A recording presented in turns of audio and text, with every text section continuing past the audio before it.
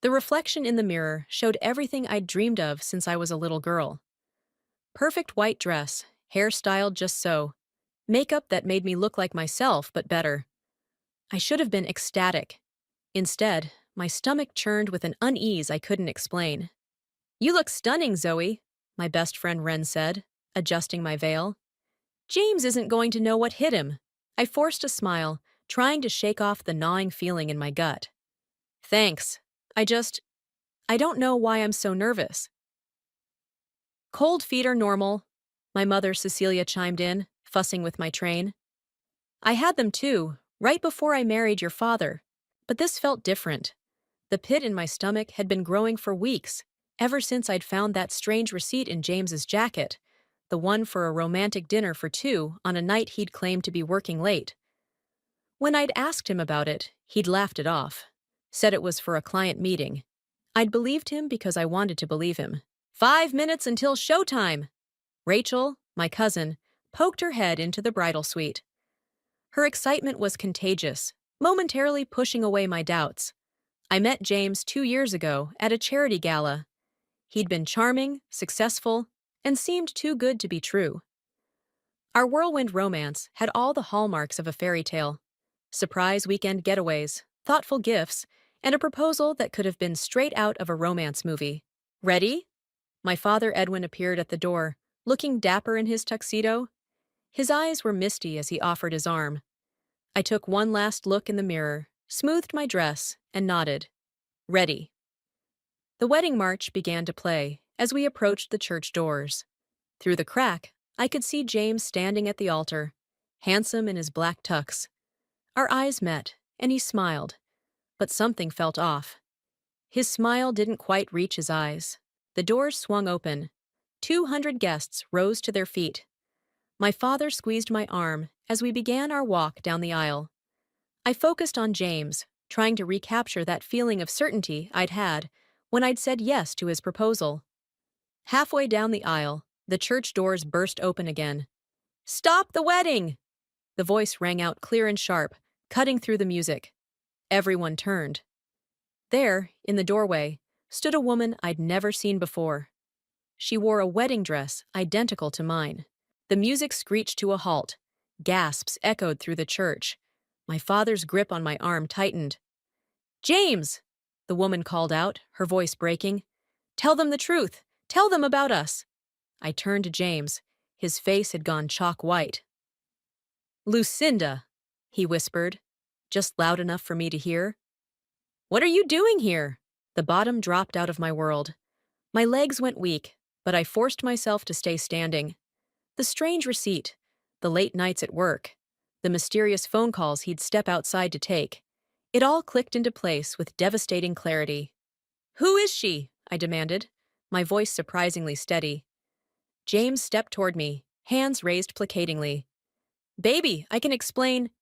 "Don't baby me," I cut him off. "Who is she?" The woman, Lucinda, strode down the aisle, her wedding dress rustling. "I'm his fiancé. Or at least, I was until I found out about you 3 days ago." More gasps from the congregation. My mother made a strangled sound. Ren appeared at my side, her hand finding mine and squeezing tight. "Is it true?" I asked James, even though I already knew the answer. I could see it in his eyes, in the way he couldn't quite look at me. "Zoe, please," he started, reaching for my hand. "It's complicated." I jerked away from him. "How long?" "A year and a half," Lucinda answered for him. "We've been together a year and a half. He proposed to me 2 months ago." The church had gone dead silent. I could feel hundreds of eyes on me, waiting to see what I would do. The old Zoe might have run away in tears, but something inside me had snapped. Or maybe it had finally clicked into place. I turned to face our guests, my voice clear and strong. "Well, ladies and gentlemen, it seems we have an interesting situation here. And since you've all taken time out of your busy schedules to attend a wedding," I paused, a plan forming in my mind. "I think you deserve to see exactly what kind of man James really is." I caught Ren's eye and saw her slight nod. She knew what I was thinking. We'd prepared for something like this, though we'd hoped we'd never need it. "James," I said, turning back to him with a smile that made him take a step back. Why don't we tell everyone about your Instagram DMs? Instagram DMs? James's voice cracked. The color drained from his face as I pulled my phone from the hidden pocket Ren had sewn into my wedding dress. Oh, yes, I said, my voice steady despite my racing heart. You see, everyone, James here, has a habit of forgetting to log out of his social media accounts on shared devices, like that iPad we bought together last Christmas. Lucinda stepped closer, her wedding dress brushing against mine. What exactly did you find? Ren, would you do the honors? I handed my phone to my best friend, who quickly connected it to the church's projection system, installed for displaying hymn lyrics during regular services. Zoe, please, James pleaded, stepping toward me. Don't do this. My brother Cameron stood up from his pew. Stay right where you are, James. The first screenshot appeared on the wall behind the altar. James's private messages to various women, dating back months. The timestamps told their own story. Messages sent during our date nights, during family dinners, even during our engagement party. Gasps and murmurs filled the church. My mother covered her face with her hands. My father sat rigid, his jaw clenched. This is just the beginning, I announced, my voice carrying through the stunned silence. Swipe left, Ren. More screenshots appeared. James with different women at restaurants, hotels, events, all posted on private Instagram stories he thought I'd never see. In some, he wore the same clothes he'd worn on nights he told me he was working late. You've been busy, Lucinda said, her voice dripping with venom. She turned to me. Did you know about the apartment in River Heights? I blinked. What apartment? The one he keeps for his business meetings, she spat. Paid for with company money, I might add. James lunged forward. Shut up, Lucinda. Make me, she challenged. Should I tell them about the credit card fraud, too? The church erupted in chaos. James's brother Ethan stood up from his seat. What credit card fraud? Oh, this is rich, I laughed. But there was no humor in it. Please, Lucinda, do tell. He's been using company cards for personal expenses, she said, pulling out her phone. I work at the bank that handles his company's accounts. That's how we met. When I realized he was engaged to someone else, I did some digging. James made a break for the side door, but Cameron and Ethan blocked his path. Running away, James? I called after him. Like you ran away from telling me about the STD test you got 3 months ago? More gasps. My mother finally found her voice. Zoe, this is hardly appropriate. No, Mom. I cut her off. You know what's not appropriate? Planning 2 weddings with 2 different women. Stealing from your company. Putting your fiancé's health at risk. Former fiancé, Lucinda corrected, then looked at me. Both of us. James slumped against the wall, his carefully constructed world crumbling around him. I can explain everything. Save it for the police, Ethan said, his phone already at his ear. I'm calling them now. The police? James's voice rose in panic. Come on, bro, you can't. I'm not your bro anymore, Ethan snapped. I'm the CFO who's going to have to explain to the board why our VP of sales has been embezzling company funds. I turned to our guests, who sat in stunned silence. I'm sorry you all had to witness this. The reception hall has been paid for, and the food and drinks are excellent. Please, go enjoy yourselves. Consider it a celebration of dodging a bullet. You bitch! James snarled, finally showing his true colors. You planned this whole thing. No, James, I replied calmly. You planned this. Every lie, every betrayal, every stolen dollar. Those were your choices. I just made sure everyone could see them. Lucinda stepped forward. And I'll be providing all the banking records to support the investigation. The sound of sirens grew closer. 2 police officers appeared at the church entrance, summoned by Ethan's call. Ladies and gentlemen, I announced, I believe this concludes the ceremony portion of our evening. As I said, please head to the reception. Ren will lead the way. As the police led James away and the guests filed out, Lucinda turned to me. I'm sorry about all this. I found out about you 3 days ago and couldn't let him get away with it. I looked at her, really looked at her, and saw the same pain I felt reflected in her eyes. Thank you for coming forward. We both deserved better. Yes, we did, she agreed. Buy you a drink at your non-wedding reception? I smiled. My first genuine smile of the day.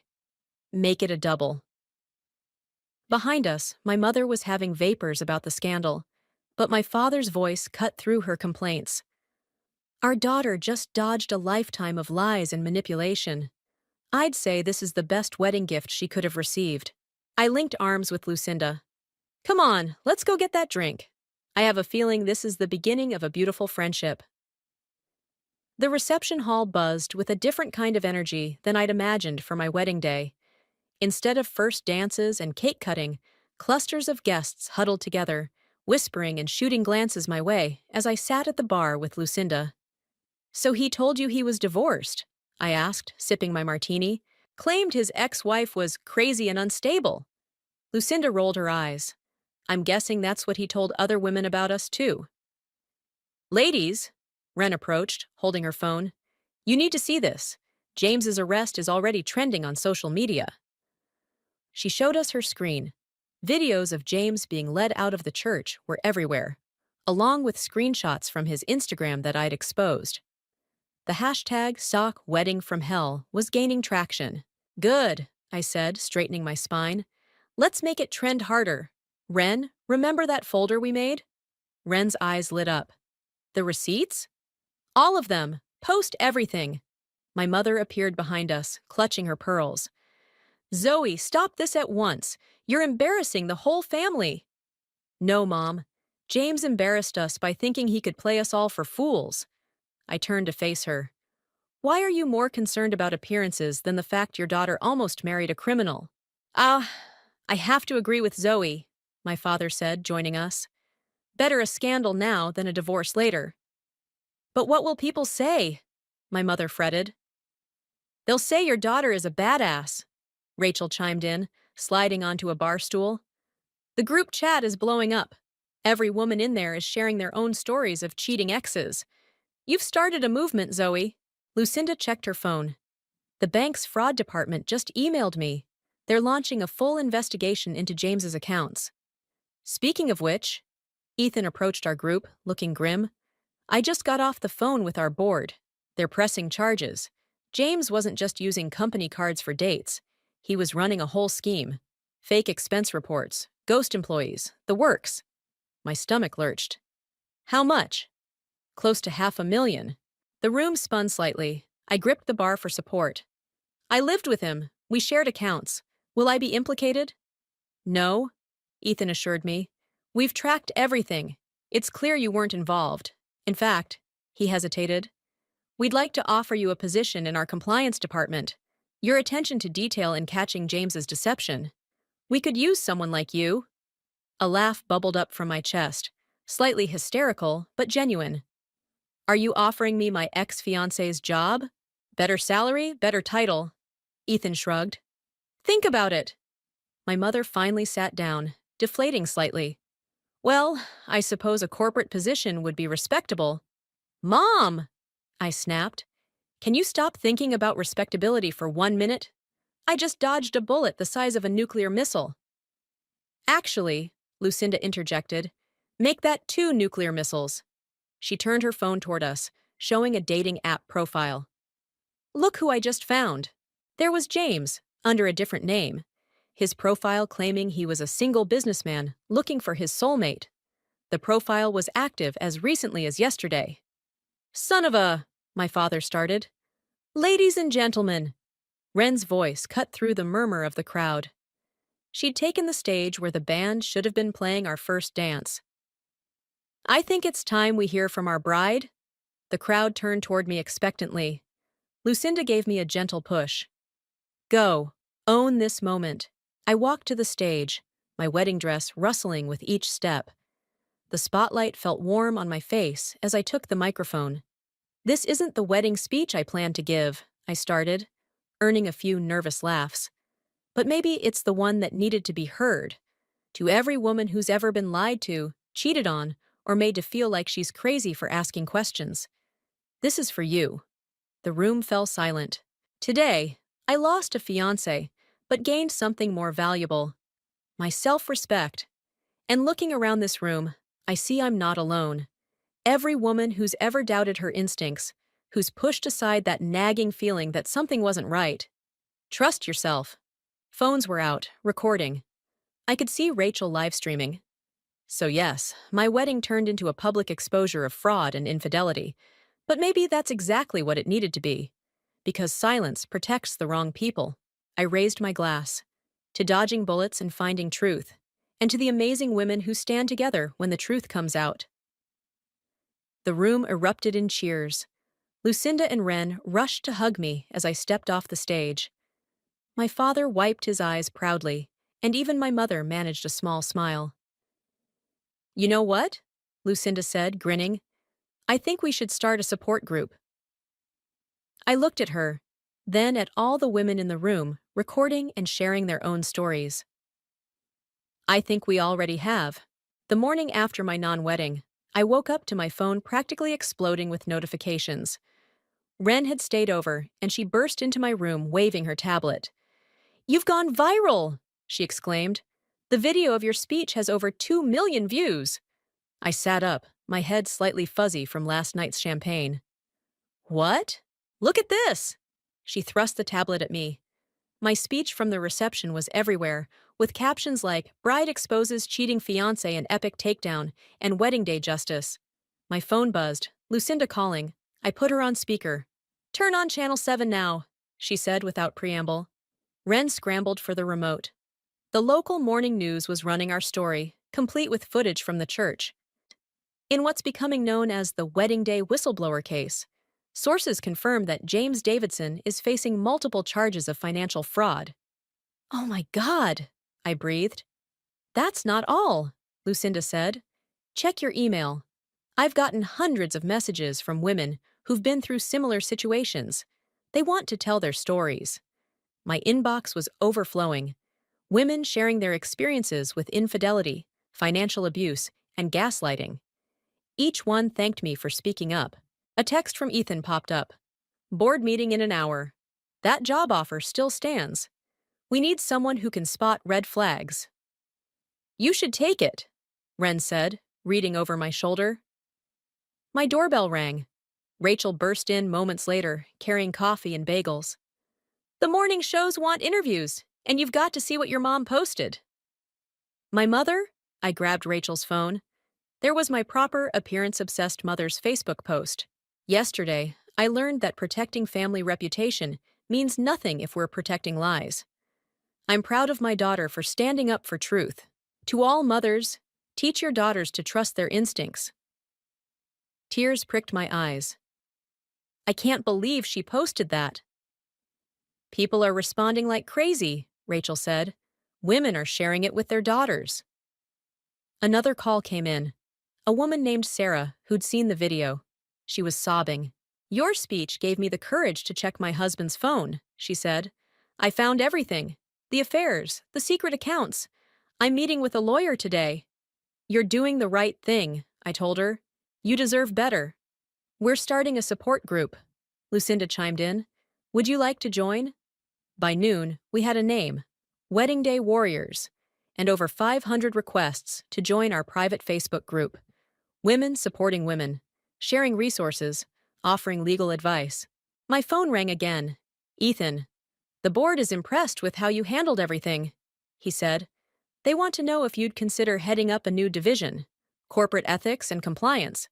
Your viral moment showed them how important transparency is." I looked at Ren and Rachel, who were nodding enthusiastically. "I'll take it," I said. "On one condition, I want Lucinda on my team." "Done," Ethan replied. "She's already proven her investigative skills." The doorbell rang again. This time it was my father carrying a stack of papers. "Sweetheart," he said, hugging me, "I've been talking to some people. There's interest in turning your story into a book, about empowering women to trust their instincts and stand up for themselves." "A book?" I sat down hard on the couch. "The working title is Red Flags and White Dresses," he grinned. "What do you think?" Before I could answer, Lucinda burst through the door. You won't believe this. 3 more women have come forward about James. Same story, different cities, different names, but same scam. How many women are we talking about? Wren asked. At least 7 that we know of, Lucinda said. And get this, he's done this before. Changed his name, moved cities, started over. But this time, we caught him. My phone buzzed with a text from Cameron. Just heard from the police. They're adding identity theft to James's charges. You started a domino effect, sis. You know what this means? Rachel said excitedly. Your story isn't just about one wedding gone wrong. It's about breaking the silence. About women protecting other women. I looked around at my support system. Old friends and new allies. Family members who'd grown stronger through crisis. My non-wedding had become something bigger than myself. So, Wren said, pulling out her laptop. What should we tackle first? The support group, the new job, or the book? All of it, I decided. But first, we need to respond to these women reaching out. They need to know they're not alone. Lucinda raised her coffee cup. To turning red flags into red alerts? We all clinked cups. And to women who refuse to be fooled twice, I added. My phone kept buzzing with notifications, each one a reminder that sometimes the worst day of your life can become the beginning of something powerful. 1 week after my non-wedding, I sat in my mother's pristine living room, watching her arrange teacups with shaking hands. I don't understand why you have to do another interview, she said, her voice tight. Haven't you exposed enough? Mom, this is bigger than just me now, I explained. The producer from Good Morning America says my story is helping women everywhere. But the scandal is nothing compared to what Dad did 20 years ago, right? The words slipped out before I could stop them. The room went deadly quiet. My mother dropped a teacup. It shattered on the hardwood floor. Who told you? No one had to tell me, I said, pulling out my phone. Remember how good I am at finding digital breadcrumbs? I did some digging after James. Wanted to understand why you were so obsessed with keeping up appearances. Zoe, my father's voice came from the doorway. He looked older suddenly, defeated. We never wanted you to know? Know what? I stood up. That you had another family in Seattle? That you abandoned them when Mom got pregnant with me? My mother sank into her chair. It wasn't like that. Then what was it like? I demanded. Because from what I found, you knew about them, Mom. You knew, and you made him choose. I was young and scared, she burst out. Your father was my everything. When I found out about his other situation, I couldn't bear to lose him. So instead, 2 other children lost their father. The words hung in the air like smoke. My father stepped forward. I've sent them money every month. Made sure they were taken care of. Money isn't the same as a father, I shouted. God, no wonder you both acted so weird when I started the Wedding Day Warriors group. You were afraid I'd uncover this too. We were trying to protect you, my mother whispered. No, you were trying to protect yourselves. I pulled up more documents on my phone. Did you know your other daughter, my half-sister, tried to contact you 5 times over the years, Dad? She even sent letters here. My mother's face went pale. I intercepted them. Of course you did. I laughed bitterly. Because heaven forbid anyone discover that perfect Edwin and Cecilia had secrets. What do you want from us? My father asked quietly. I want you to face what you did, just like I made James face what he did. I stood up straighter. I'm going to contact them. No, my mother jumped up. You can't. Actually, I already have. I pulled up an email on my phone. Meet Sarah and Michael. They're both married now, with kids of their own. They don't want money or revenge. They just want answers. My father collapsed onto the sofa. They responded? They're willing to meet. They've had 30 years to process their anger. Now they just want to know their history, their medical background, their... I swallowed hard. Their sister. I'll lose everything, my mother whispered. No, Mom. You'll gain something. A chance to finally be honest. To stop living in fear of exposure. The doorbell rang. Ren and Lucinda stepped in, my backup, as planned. The camera crew is outside, Ren said gently. They're ready when you are, Zoe. Camera crew? My mother's eyes widened in panic. Yes, because this story, all of it, needs to be told. Not just James's fraud, but how secrets and lies poison families across generations. I can't, my mother started, but my father cut her off. Yes, we can. He stood up, squaring his shoulders. Our daughter is brave enough to expose her pain to help others. Maybe it's time we followed her example. Lucinda stepped forward. We've vetted the producer. They'll handle it sensitively, and your story might help other families heal. Think about it, I said softly. Sarah and Michael's kids, your grandchildren, they could know their family history, the whole truth. My mother dabbed at her eyes with a tissue. Will they hate us? They might, I admitted, but they might also understand. People are capable of forgiveness when they're given the whole truth. My father took my mother's hand. Cecilia, we've lived with this weight for 30 years. Maybe it's time to put it down. She looked at me, really looked at me, perhaps for the first time in years. When did you become so strong? When I realized that exposing the truth, as painful as it is better than living a lie. I held out my hand to her. Will you do this with me? She took a shaky breath, then nodded. Yes. It's time. As Ren went to call in the camera crew, I saw my parents holding hands, terrified, but determined. This wasn't the family drama I'd expected to expose when I'd caught James cheating, but maybe it was the one that needed to come to light. Ready? Lucinda asked, adjusting the lighting. I looked at my parents, thinking of my half-siblings, waiting to finally know their full story. Ready? The Seattle airport was packed, but I spotted Sarah immediately. She had our father's eyes. Michael stood beside her, tall and broad-shouldered like Cameron. My half-siblings.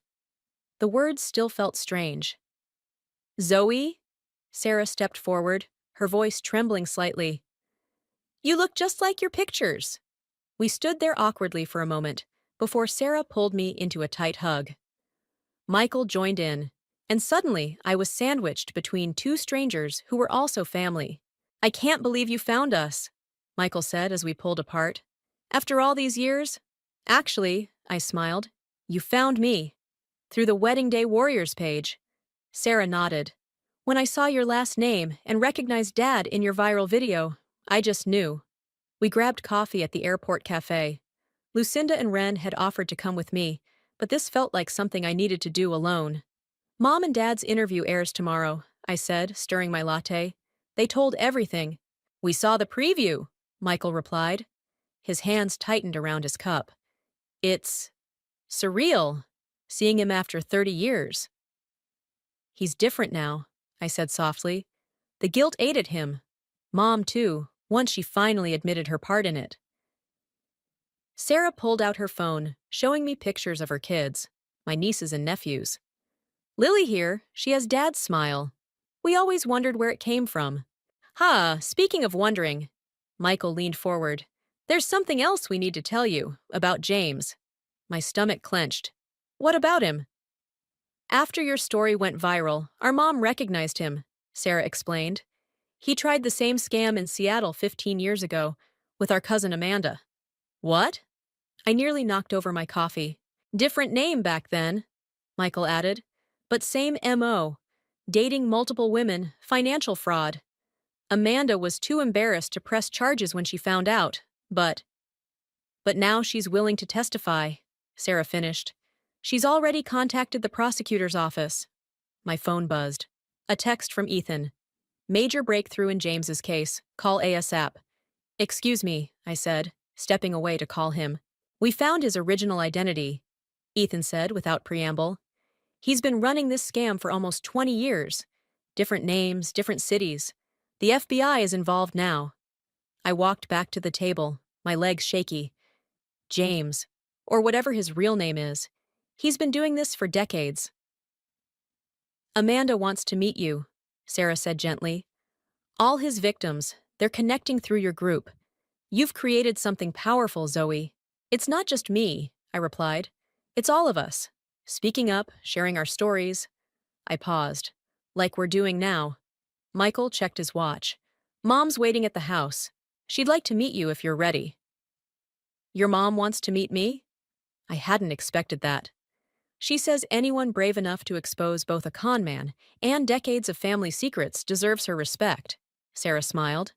Plus, she's got some stories about Dad from college that might interest you. My phone buzzed again.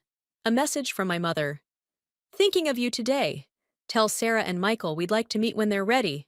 No pressure, just open doors. I showed them the message. Baby steps, Sarah said, wiping away tears. But steps forward nonetheless. You know what's weird? Michael mused. If James hadn't been such a lying scumbag, none of this would have happened. Your wedding day disaster led to healing 30 years of family wounds. Karma works in mysterious ways, I laughed. Speaking of karma, want to see something interesting? I pulled up the Wedding Day Warriors website on my phone. The support group had evolved into a full-fledged organization, helping women spot relationship fraud and financial scams. We're launching a podcast next week, I explained, sharing stories, warning signs, recovery strategies. Would you and Amanda want to be guests? Count us in, Sarah said immediately. The more light we shine on these secrets, the less power they have. That's what Dad said during the interview, I remembered. Secrets are like poison. They don't just hurt the people keeping them, they hurt everyone around them too. Wise man, Michael said dryly. Better late than never, I guess. We stood up, ready to head to their mom's house. As we walked through the airport, I couldn't help but marvel at how life had turned out. My wedding day had imploded spectacularly, but from those ashes rose something extraordinary. Not just the exposure of a serial con man, but the reunion of a fractured family. Ready to meet more family? Sarah asked as we approached their car. I thought about all the secrets that had come to light, all the healing that had begun, all the connections that had been made. More than ready, I replied. I'm done with hiding things in the shadows. Good, Michael grinned. Because Mom made her famous lasagna, and she's got photo albums, lots of them. The courtroom fell silent as James was led in, wearing an orange jumpsuit instead of his usual designer suits. 3 months after my wedding day revelation, we were finally here for his sentencing. Lucinda squeezed my hand. Sarah sat on my other side, with Amanda next to her. Behind us, dozens of women from the Wedding Day Warriors filled the benches, all victims of James's various schemes over the years. All rise, the bailiff called out. The judge, a stern-faced woman in her 60s, took her seat and reviewed the papers before her. 27 counts of fraud, 18 counts of identity theft, 11 counts of embezzlement. She looked up at James. And those are just the charges we could prove. James's lawyer stepped forward. Your Honor, my client wishes to make a statement. Of course he does, Lucinda muttered under her breath. James turned to face the courtroom, his expression practiced and contrite. I want to apologize. Save it, Amanda called out, standing up. We've all heard your apologies before. Different names, different cities, same lies. Order, the judge warned, though I swore I saw a hint of approval in her eyes. Your Honor, the prosecutor stood. We've submitted impact statements from 32 victims spanning 2 decades. The defendant's pattern of predatory behavior. Objection, James's lawyer interrupted. My client's past relationships aren't relevant to the financial charges. Overruled, the judge said sharply. The pattern establishes intent and premeditation. Continue. The prosecutor nodded. Among the evidence submitted is documentation from Miss Wise's Wedding Day Warriors organization, tracking Mr. Davidson's activities under various aliases across 7 states. I stood up when the judge motioned to me. Your Honor, our organization has compiled a comprehensive timeline of James's activities, including bank records, social media evidence, and testimony from victims who were previously too ashamed to come forward. And how many women have come forward through your organization? The judge asked. 47 so far, I replied. Though we suspect there are more. James's confident facade cracked slightly. He hadn't expected this level of coordination among his victims. The defendant's actions weren't just financial crimes. The prosecutor continued. He deliberately targeted women, gained their trust, and systematically destroyed their lives. Miss Wise's public exposure of his schemes has prevented countless others from falling victim. Your Honor, James tried again. I'm seeking treatment for sex addiction. This isn't about sex addiction. Lucinda stood up. This is about calculated fraud. You used the same playbook with all of us. Love bombing, gaslighting, financial manipulation. You even recycled the same engagement ring. Murmurs rippled through the courtroom as several women held up photos of themselves wearing identical rings. The judge raised her hand for silence. I've reviewed all the evidence, including the FBI's investigation into your various identities and the extensive financial trail. Mr. Davidson, or should I say Mr. Harrison, or Mr. Peters, or any of your other aliases, do you understand the gravity of your crimes? James nodded meekly. I don't think you do, the judge continued. You didn't just steal money. You stole years of these women's lives. You stole their trust, their security, their ability to believe in love. The financial damage can be calculated, but the emotional damage is immeasurable. She shuffled her papers. Therefore, I am sentencing you to 15 years in federal prison with no possibility of parole for 10 years. You will make restitution to all identified victims, and your assets will be seized and distributed accordingly. The courtroom erupted in applause. James slumped in his chair as the reality hit him. Additionally, the judge raised her voice over the noise, I'm ordering that Miss Wise's Wedding Day Warriors organization be granted access to all case files to assist in identifying and supporting other potential victims. As the bailiff led James away, he turned to look at me one last time. I met his gaze steadily, no longer the trusting bride he'd tried to deceive. Outside the courthouse, reporters gathered around us. Miss Wise, what's next for Wedding Day Warriors? I looked at the women surrounding me, Lucinda, Sarah, Amanda, and dozens more, all standing tall and strong together. We're expanding, I announced, opening chapters in every major city, creating a database to track serial relationship fraudsters, offering legal support, counseling, and most importantly, a community where women can share their stories without shame. And we're just getting started, Lucinda added, stepping forward. Today's verdict sends a message. Predators can't hide anymore. We're watching, we're talking, and we're fighting back. Sarah hugged me tight. Dad would be proud of you. He is, I smiled, thinking of our family's healing over the past months. We're all learning that truth, however painful, is better than comfortable lies. As we walked away from the courthouse, my phone buzzed with notifications from the Wedding Day Warriors group. More women coming forward, more stories being shared, more light being shown into dark corners. Ready for the press conference? Lucinda asked. I straightened my shoulders. Ready to change the world? One exposed fraud at a time, she grinned. And now, please welcome to the stage, the founder of Wedding Day Warriors, Zoe. The applause thundered through the convention center as I stepped onto the platform. Thousands of faces looked back at me. Women who'd found their voice, their strength, and their community through our organization. When I stood in my wedding dress, watching my world fall apart, I never imagined I'd be standing here, I began. But sometimes our worst moments become our most powerful catalysts for change. In the front row, my entire blended family sat together.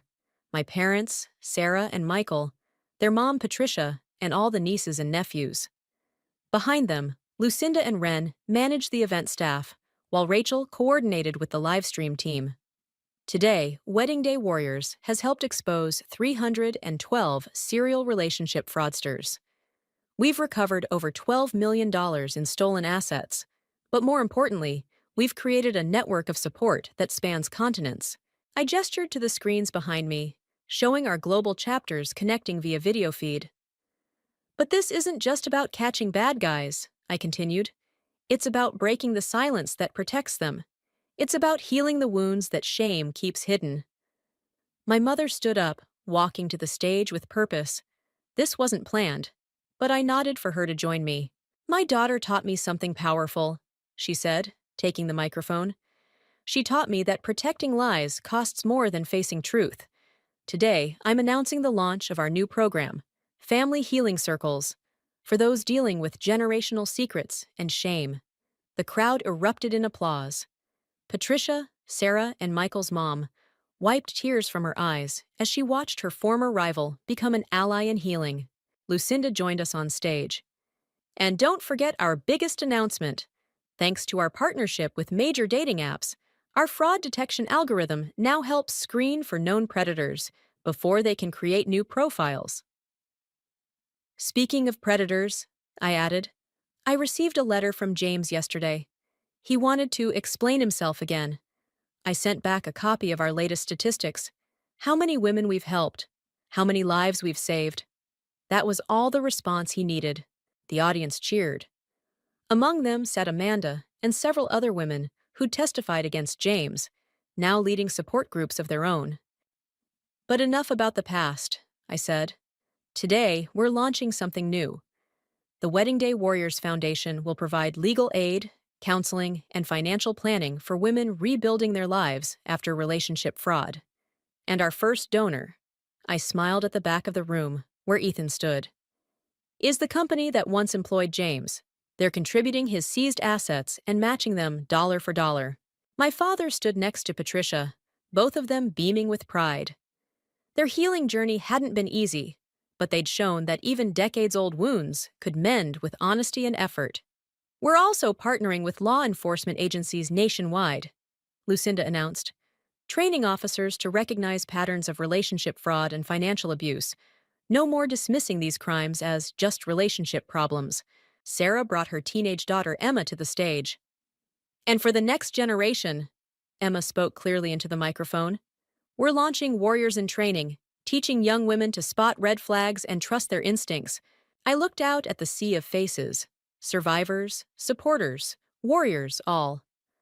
When I started this organization, people said we were just angry women with grudges. They were right about one thing. We were angry. But we transformed that anger into action, that pain into purpose. Ren signaled from the side. Time for the surprise. The screens behind me lit up with faces of women from around the world, all speaking at once. I am a warrior. I found my voice. I broke the silence. I chose truth. I am not alone. My mother took my hand. My sister Sarah took the other. Lucinda, Ren, Rachel, Patricia. They all joined us on stage, forming a line of strength and solidarity. So here's to the warriors.